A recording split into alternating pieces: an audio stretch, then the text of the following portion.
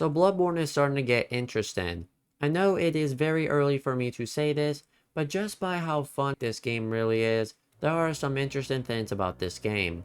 Like last time, we are continuing our Bloodborne playthrough with Cathedral Ward and many other areas. We have much to cover, so let's get started. After defeating Gascoigne, we took off to Cathedral Ward, collecting the armor from the cover of the game and a lot of blood shards. Following running past a man and his 2 dogs, I met up with Alfred, who gave me a kind gift. Take this to celebrate our acquaintance.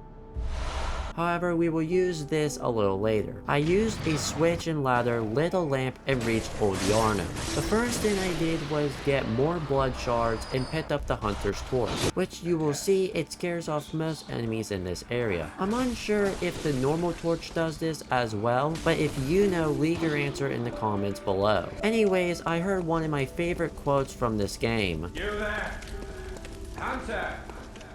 Didn't you see the warning? Turn back at once. After throwing a pointless Molotov, I was getting gunned down from the tower and got some more fire paper. Following that, I tested to see if this game had fall damage, which it did. I picked up some ritual blood and more blood shards, as well as opening a big shortcut and an introduction to a farm you can do with these wolves. These wolves can help you level up pretty early for a boss. I'd rather not bore you with this farm, however I reached level 24 with this farm. For this upcoming boss, I decided to challenge myself to not use blood cocktails or fire paper since the boss is weak to both of these.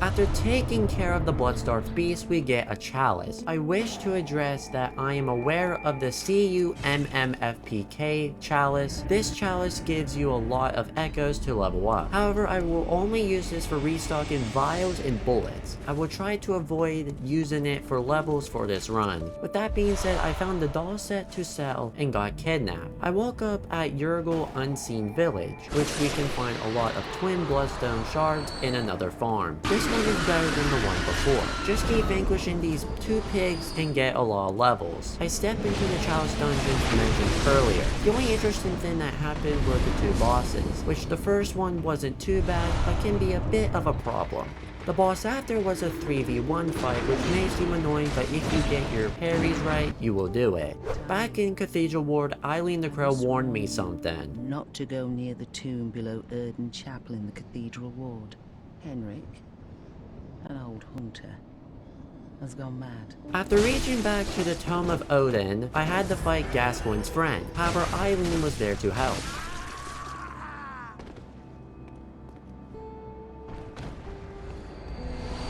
With that done, I bought Henrik's weapon and went to a place I really hated, Hemwick. However, there were a lot of twin blood shards to upgrade my weapon. After spending all my insight, I reached the next boss, which I kind of exploited.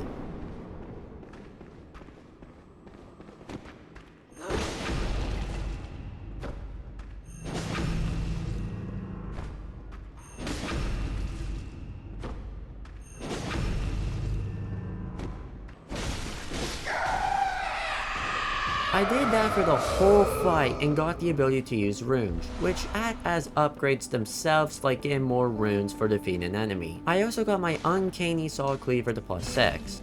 Wait a second, Uncanny Saw Cleaver? Yes, Bloodborne has 3 different versions of every weapon. This gets interesting as each version has different blood imprints, which allows us to put more physical gems on our weapon. Also, for those wondering, I got to level 44 doing all of this. Before we defeat the next boss, if you like this content and would like more, consider subscribing.